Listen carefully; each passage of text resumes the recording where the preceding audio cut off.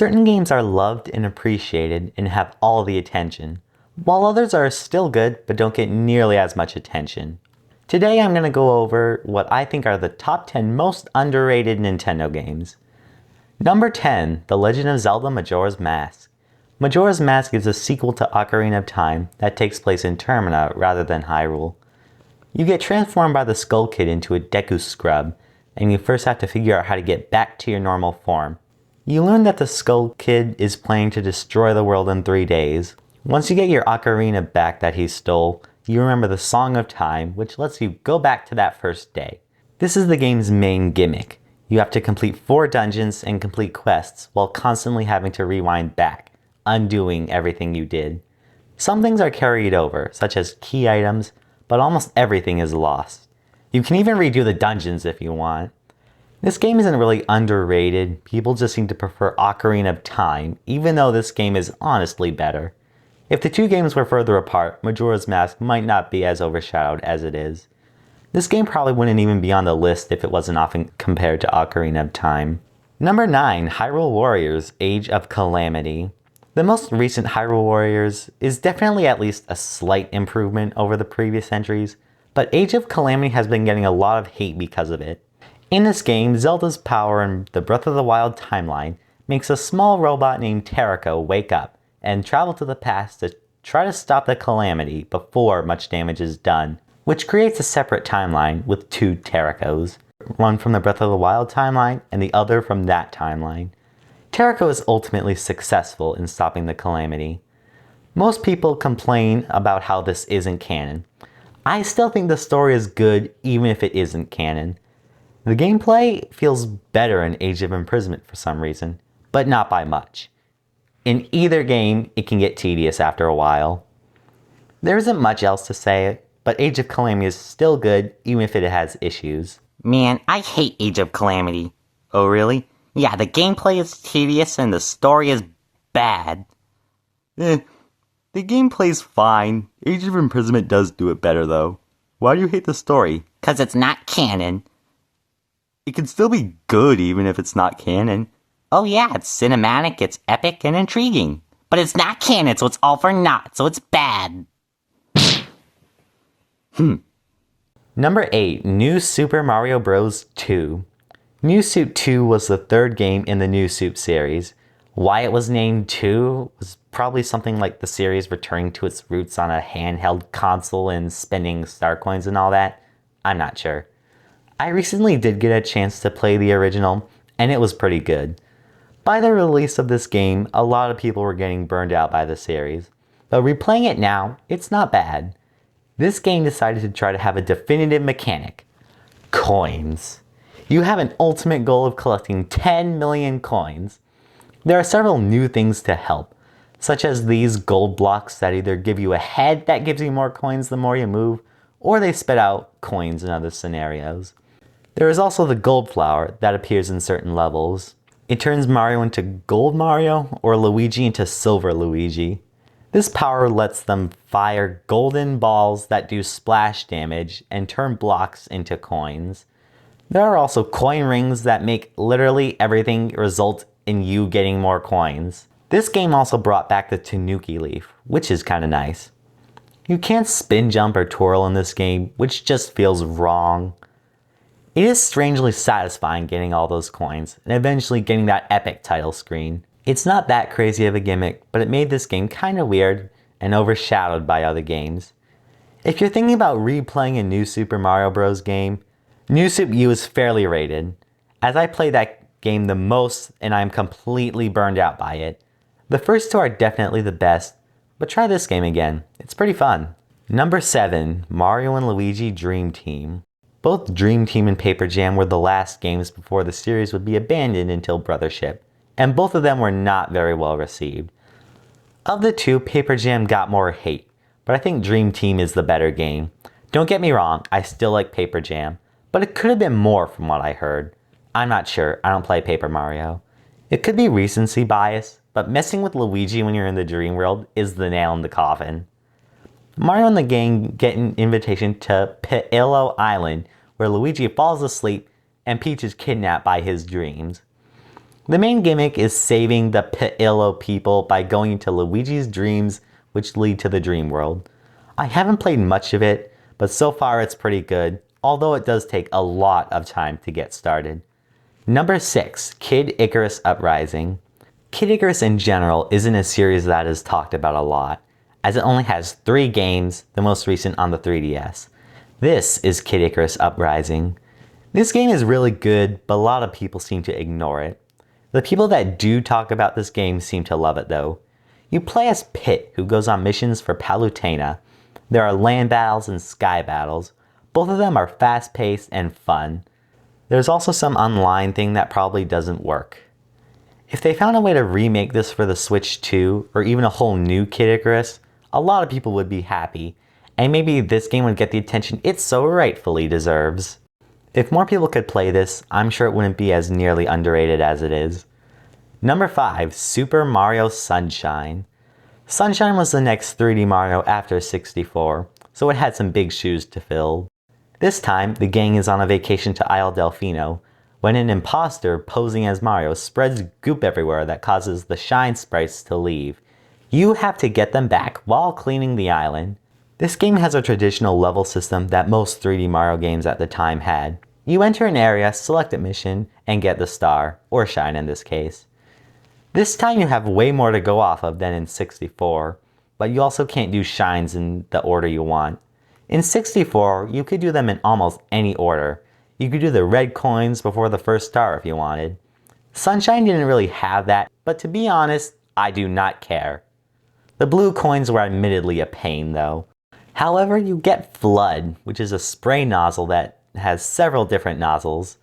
A spray nozzle, a hover nozzle, a turbo nozzle, and a rocket nozzle. This does add a bit of diversity to Mario's movement. Mario Sunshine is honestly not as bad as people say. Number 4, The Legend of Zelda Echoes of Wisdom. Echoes of Wisdom was the most recent Zelda game, but it feels very forgotten. When you have formula-breaking games like Breath of the Wild and Tears of the Kingdom, it's natural to forget something like Echoes of Wisdom. Even if you could finally play as Zelda, and you could summon monsters, which was really neat. Mysterious rifts appear, stealing children, and in one day, one of these rifts opens in Hyrule Castle, nearly stealing Zelda.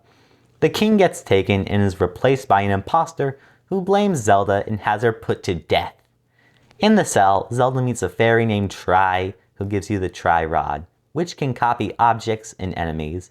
You don't have a sword you can use willy-nilly in this game, so you have to fight using monsters and other things. You do get a sword eventually, but it has an energy meter. Echoes of Wisdom is a very fun and unique game, though it is easily overshadowed. The hype did feel like it died pretty quickly though. Number 3, Hyrule Warriors. That's it, the original Hyrule Warriors. The original Hyrule Warriors is the most forgotten game on this list. The others are just more hated than they should be, or just not as forgotten. Whenever a new game comes out in a certain series, you expect people to go back to that series. In a series with only 3 games, only one got talked about during the release of the most recent.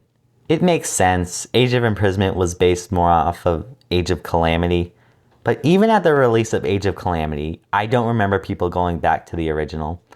The original is probably my least favorite Hyrule Warriors, but that doesn't mean it is bad at all. This game is less based on a specific game, like the Age of games, and more based on the entire Zelda series.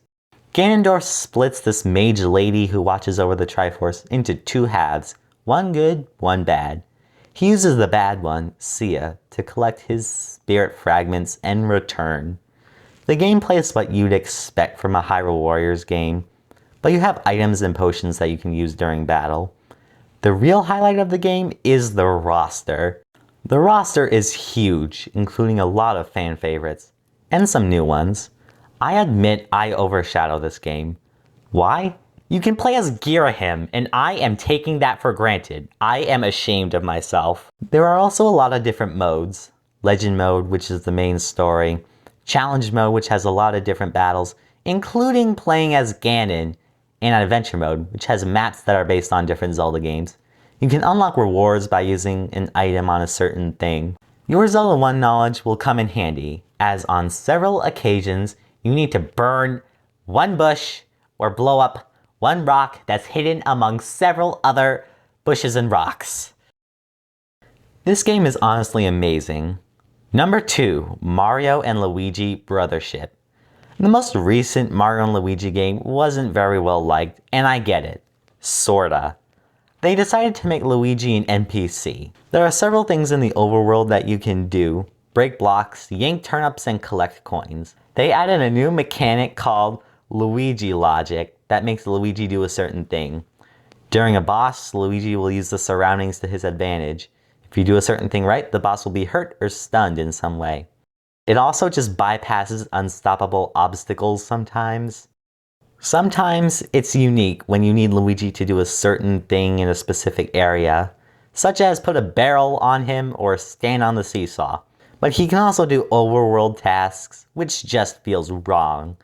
And he automatically jumps over gaps. I nearly passed out when I figured this out. And you control him with A. During a battle, you do not select with B, you select with A. That is a crime against Mario and Luigi history. I'm overreacting. It's still a good game. Luigi logic aside, the game is pretty good. You have 3 main bros moves, UFO, Ball, and Fire and Ice. Each of them gets an upgrade as the game goes along. I vastly prefer a small amount of moves that get upgraded versus whatever the heck they did in Superstar Saga. The story is also surprisingly good. Most modern games are focusing less and less on story, but this game had a really good story. Mario and Luigi accidentally open a portal to Concordia, where this game takes place. Concordia has been torn apart, and Mario and Luigi, being the good guys they are, decide to help.